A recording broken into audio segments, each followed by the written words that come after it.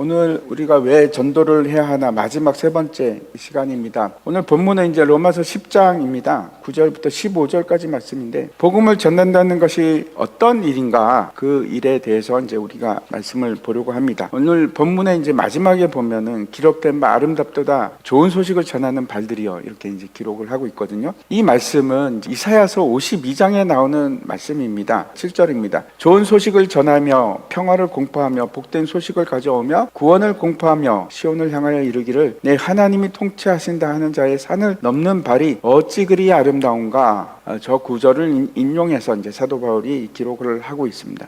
이스라엘은 이제 솔로몬 왕 이후로 나라가 갈립니다. 북이스라엘하고 남유대로 갈리는데 결국 두 나라 다 패망합니다. 완전히 이제 멸망을 하는데, 북이스라엘은 망하고 나서 완전히 역사 속으로 사라집니다. 지금도 없습니다. 자취가 없습니다. 이스라엘에게 12지파가 있었는데 그 중에 10지파가 사라진 겁니다. 남은 지파가 유다에 있는 유다 지파하고 베냐민 지파입니다. 두 지파만 남아있는데, 그마저 기원전 586년 바벨론 제국이 이제 침공을 받아서 완전히 예루살렘이, 시온이 파괴가 되는데 완전히 회파됩니다. 이제 기물들, 성전 안에 있던 기물들은 전부 다 바벨론으로 옮겨가고, 시드기야 왕은 눈이 뽑힙니다. 눈이 뽑히고 그 자녀들이 다 처형을 당합니다. 그런 끔찍한 이 예루살렘 전쟁이 무려 이제 18개월 동안 지속이 되었는데, 그 18개월 동안 기근으로 인해서 그 극심한 고통을 당하고, 그리고 패배합니다. 유대인들의 많은 지도자층, 지식인들 다 잡혀갑니다. 완전히 뿌리가 뽑혀서 바벨론으로 이제 포로로 끌려갔습니다. 아무런 희망도 없고 소망도 없는 그 상태에서 파수꾼이 이 무너진 망대를 통해서 이렇게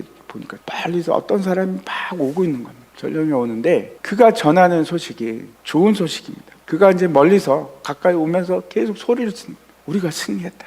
왕이 통치하신다. 우리 왕은 그 보좌에서 떠난 적이 없으시다. 하나님께서 통치하신다. 우리는 버림받은 것이 아니다. 그 하나님이 우리를 구원하신다. 그 절망적인 상황에서 그 복음을 전하는, 기쁜 소식을 전하는 그 자의 발이, 달려오는 발이 그렇게 아름다워. 이 얘기가 이제 어디로 연결이 되는가 하면 마태복음 3장으로 이어집니다. 세례 요한의 얘기인데, 주의 길을 예비합니다. 주의 길을 예비하는 자가 되어서 외치기 시작합니다. 회개하라. 천국이 가까이 왔다. 그가 곧 오신다. 메시아의 왕국이 다시 시작이 된다. 그 나라를 예배하라. 우리의 왕이 계시고 그분이 우리를 통치하신다. 그 소리를 외치는 겁니다. 근데 우리도 역시 마찬가지입니다. 우리는 어떤 사람인가 하면 우리도 강야에 외치는 자의 소리가 되어서 그 얘기를 하는 사람들입니다. 그 사명을 받았습니다. 우리가 해야 할 일은 다시 오실 왕을 예배하는 자로서 사람들에게 외치는 겁니다. 준비해라. 그 나라가 가까웠다. 그가 통치하신다. 이 기쁜 소식을 전하는 겁니다. 로마서 이제 9장에서 사도 바울이 내 골육친적 그들을 위해서라면 내가 저주를 받을지언정 그들의 구원을 원한다. 사도 바울의 마음으로부터 이제 9장이 시작이 되는데, 그러면서 사도 바울이 두 가지를 얘기를 합니다. 하나는 어떤 건가 하면 하나님의 주권에 관한 얘기입니다. 하나님께서 말씀하시기를 내가 긍휼히 여길 자를 긍휼히 여기노라. 불쌍히 여길 자를 불쌍히 여길 것이다. 내가 야곱은 사랑했고 에서는 미워했다. 그런즉 무슨 말을 하려? 하나님께 허물이 있느냐? 아니야. 불의하시냐? 아니라. 하나님께서 에서를 미워한 것이 잘못된 일이냐? 이렇게 이제 묻고 있습니다. 여기서 이제 우리 머리가 갑자기 복잡해지기 시작합니다. 왜 그런가 하면 이 이야기가 단순히 하나님께서 야곱을 사랑하고 에서를 미워했다 하는 얘기로 끝나는 것이 아니고 그 시작점 때문에 그렇습니다. 한번 보시기 바랍니다. 9장 11절입니다. 아직 에서와 야곱이 태어나지도 않았는데, 그래서 당연히 무슨 선한 일을 한 것도 없고 악한 일을 한 것도 없는데, 그때 하나님께서 야곱을 택하셨다는 겁니다. 사랑하셨어요. 그렇게 야곱을 사랑하시기로 하셨는데 그게 하나님께서 잘못한 일이냐 묻는 겁니다. 불공평한 거 아닌가? 아니 무슨 조건도 없고 이유도 없는데 그냥 일방적으로 정한다는 게 그게 말이 돼? 라는 이제 복잡한 생각이 우리에게 있습니다. 제가 이제 두 가지로 말씀을 드리려고 합니다. 하나는 팀 켈러 목사님이 이런 비유를 들었는데, 만약에 저에게 이제 5명의 친구가 있는데 은행을 털기로 작정을 했습니다. 제가 그 소리를 듣고 안 돼! 그러면서 5명 다 막지는 못하고 한 명을 이제 바지끄레기를 잡고 못 가게 했습니다. 그리고 나머지 4명은 가서 은행을 털고 그러다가 경찰에 붙잡혔어요. 그래서 다 사형을 당하는 거예요. 그런 일이 있었다고 하면, 그래 살아남은 사람이 나 이럴 줄 알았어. 나는 좀 착하니까 그래도 살았어. 저놈들은 나쁜 놈이야. 이럴 수 있습니까? 아니요, 그렇지 않습니다. 왜 그렇습니까? 제가 말렸기 때문에. 그 사람이 자양고 하나도 없지 않습니까? 사람들이 저에게 와서 이렇게 말한다면 그게 말이 될까요? 아니 너는 왜 한 명만 잡아? 다 못 가게 했어야지. 넌 잘못한 거야. 이렇게 할 수 있습니까? 못합니다. 그렇게 할 수 없습니다. 하나님께서 저와 여러분을 택하셨습니다. 은혜로 택하셨습니다. 무슨 조건이 있는 것이 아니고. 근데 다른 사람이 하나님께 찾아왔고, 아니 그럴 수 있습니까? 그러니까 이게 말이 될까요? 두 번째 제가 말씀을 드리는 것은, 하나님은 시간을 초월하신 분이십니다. 미래와 과거와 함께 동시적으로 보고 계신 분입니다. 당연히 야곱은 하나님께 어떻게 할지 미래를 다 보고 계십니다. 에서는 하나님을 떠난 것을 다 알고 계십니다. 그럼 누굴 사랑하시겠습니까? 태어나지 않을 때도 다 알고 계신데 당연히 하나님께서는 야곱을 택하지 않겠습니까? 에서를 미워하지 않겠습니까? 그럴 수밖에 없습니다. 근데 바울이 이제 이 9장에서 말하는 두 번째 내용은, 첫 번째 하나님의 주권에 대해서입니다. 하나님께서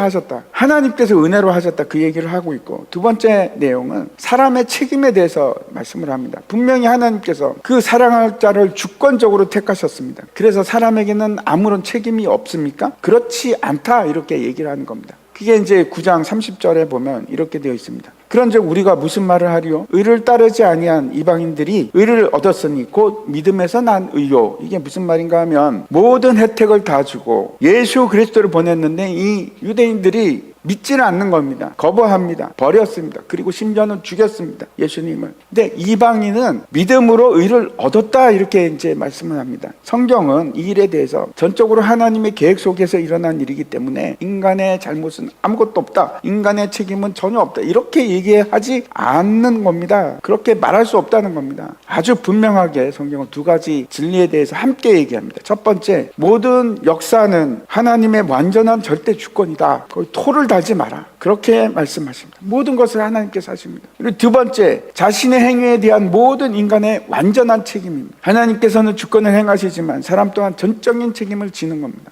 믿지 않았습니다. 할 말이 있느냐? 네가 믿지 않았지 않느냐? 그렇게 얘기하십니다. 이게 마치 만날 수 없는 평행선처럼 보이지만 동전의 앞뒤 양면처럼 분리된 것이 아니고 하나의 얘기입니다.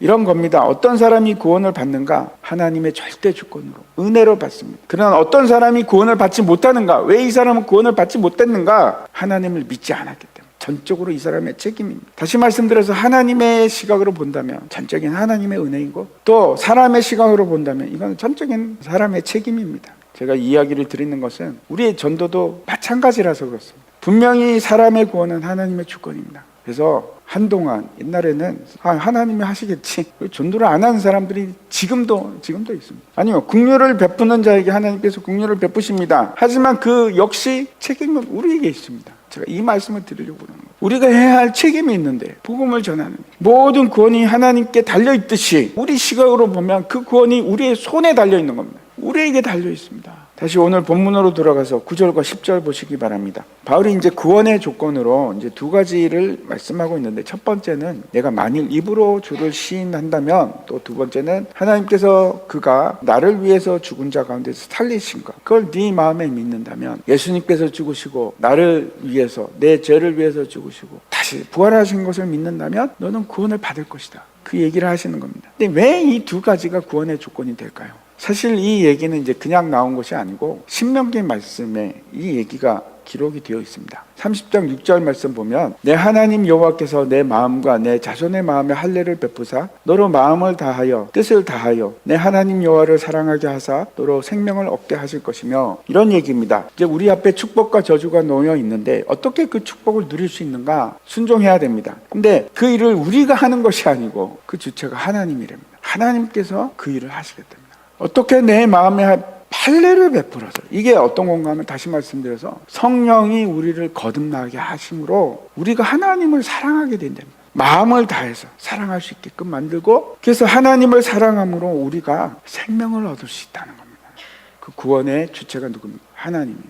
그렇게 말씀하시면서 이제 계속 11절부터 이렇게 말씀을 하십니다. 하나님께서 우리 마음을 성령으로 거듭나게 하셔서 하나님을 사랑하게 하실 거랍니다. 그리고 그 명령을 지킬 수 있게 하는데, 그 명령이 어려운 것이 아니다. 근데 어떤 사람이 이러는 거죠. 하나님 명령이면 우리가 그 하늘에 올라가서 받아와야 됩니까? 또 뭐라고 합니까? 그 명령을 우리가 해외로 가서, 바다 밖으로 가서 어떻게 지키는지 가서 물어봐야 되는 거 아닙니까? 근데 그렇게 할 필요가 없어요. 그렇게 수고할 필요도 없고, 믿음으로 의롭게 된다는 것은 어떤 건가 하면 내가 어떤 일을 해야 되는 것이 아닙니다. 하늘에 올라갈 필요가 없습니다. 수고해서 멀리 갈 필요도 없고. 왜? 말씀이 육신이 되어서 하늘에서 오셨습니다. 예수님께서 이 땅에 오셔서 그냥 가르쳐 주시는 겁니다. 멀리 갈 필요도 없습니다. 이스라엘에 친히 오시고 복음을 전하셨습니다. 그리고 이제 14절에 보면 이렇게 얘기합니다. 그 말씀이 매우 가까워서 입에 있고 마음에 있다 그럽니다. 입과 마음을 여기서 얘기하는 겁니다. 그래서 입에 있고 마음에 있기 때문에 그 명령을 행할 수 있다. 다시 이제 로마서 10장으로 가면 이렇게 얘기하는 겁니다.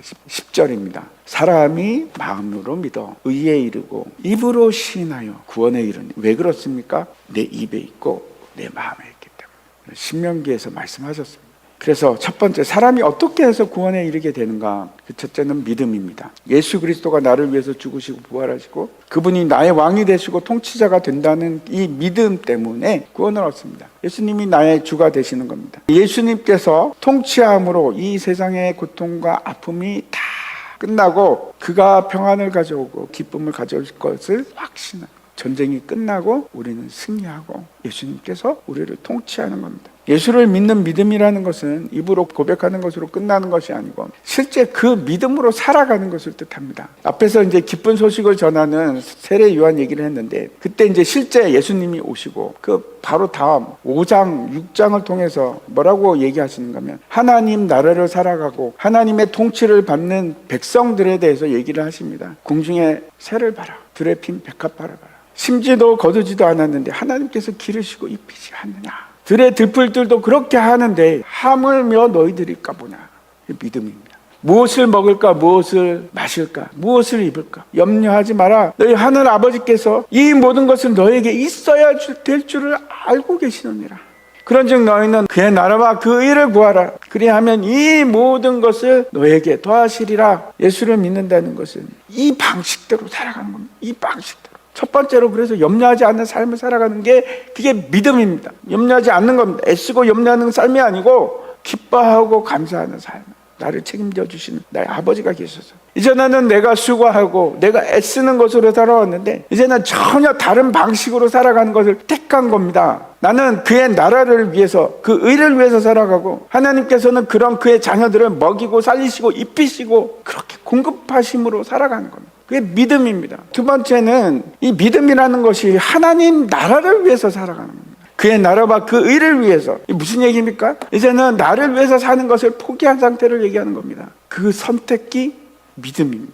믿음으로 살아간다는 것은 어떤 것인가 하면 우리의 가치 기준이 완전히 달라지는 겁니다. 무엇보다도 죄가 결정적으로 나를 쓰러뜨릴 수가 없습니다. 왜 그렇습니까? 죄가 저를 쓰러뜨립니다. 가끔 넘어집니다. 하지만 결정적인 순간 저는 죄를 택할 수가 없습니다. 왜? 예수님을 택할 겁니다. 가치가 비교가 안 됐는데 어떤 것도 예수님과 이걸 예수님을 포기하고 이걸 택할 수 있는 것이 아무것도 없는데 예수님을 포기할 수 없는데, 그래서 우리는 죄에서 지지 않습니다. 결정적으로 지지 않습니다. 가끔 헷갈려서 넘어질 수 있죠. 실수할 수 있습니다. 근데 궁극적으로 우리는 절대로 안 집니다. 뭐하고 예수님하고 바꾸겠습니까? 바꿀 수 있습니까, 여러분? 입으로 시인하는 것도 한번 생각해 보시기 바랍니다. 당시 이제 입으로 로마 황제를 이제 퀴리오스라고 하는데, 예수님은 그게 아니고 예수님을 주로 시인한다. 이건 쉬운 일이 아닙니다. 당시에는 주기적으로 박해가 있었습니다. 예수님을 주로 고백하는 것은 사실은 목숨을 담보로 잡는 일입니다. 사자밥이 될 수도 있습니다. 하지만 사람들 앞에서 내가 섬기는 자는 예수님입니다. 그분이 나의 주인이십니다. 고백하는 것은 두려워하지 않고 그를 신뢰하기 때문에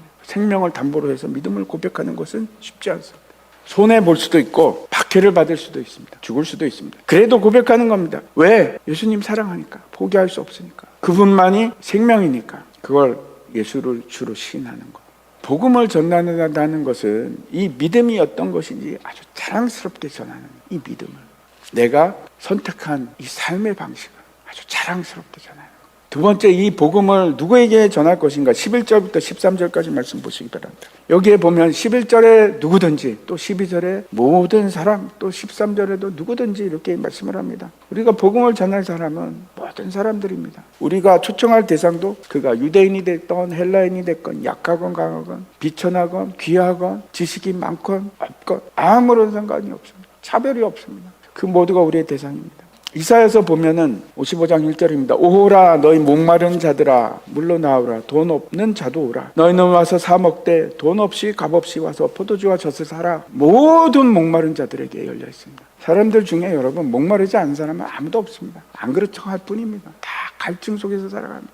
모두가 다 지쳐있고 모두가 다 목말라하는 그런 세상입니다. 그 모든 사람을 다 초대하는 겁니다. 거기 생수가 있기 때문에, 사람을 살리는 생수가 있기 때문에 우리의 복음을 전하는 대상은 모두입니다. 이 사람들이 복음을 받아들일까? 저 사람은 좀 까칠하지?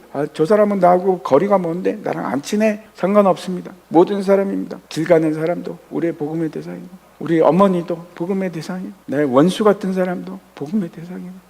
마지막 세 번째, 왜 우리인가? 왜 우리가 이 일을 해야 하는가 하는 이유를 이제 14절과 15절을 통해서 보도록 하겠습니다. 구원이 이제 어떻게 이루어지는가 하면 그 절차가 이제 기록이 되어 있습니다. 구원은 믿음 때문이고, 믿음이 생길 수 있는 이유는 복음을 들었기 때문이고, 그 복음을 들을 수 있는 이유는 전파했기 때문이고, 그리고 전파할 수 있는 이유는 하나님께서 우리를 보내셨기 때문에 그렇습니다. 결국 우리가 왜 이 복음을 전파하는 일을 해야만 하는가? 하나님께서 여러분을 통해서 그 구원을 이루시기 때문에 그렇습니다. 우리가 연결고리입니다. 핵심고리. 이 전도에 미련한 것을 통해서 하나님께서는 사람들을 구원하시기를 기뻐하십니다. 여러분이 아니면 복음을 못 듣는 사람이 있다는 얘기입니다.